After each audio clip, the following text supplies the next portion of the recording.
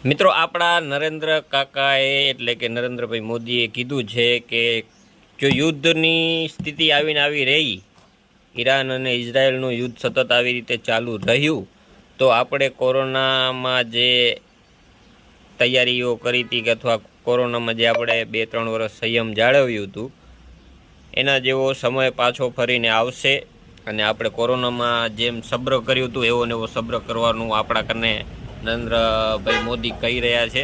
એટલે તો તમને શું લાગે છે, પાછી કોરોના જેવી સ્થિતિ આવશે? શું આપણે 2-3 વર્ષ લોકડાઉનમાં જતા રહીશું? અને કમેન્ટ જરૂર કરજો. હવે પાછું થાળી વગાડવાનું ચાલુ કરજો. જ્યારે પણ મોદી કાકા કહે કે લઈ લો થાળીઓ, ત્યારે થાળીઓ લઈ લેજો ને દીવા દીપ ચાલુ રાખજો.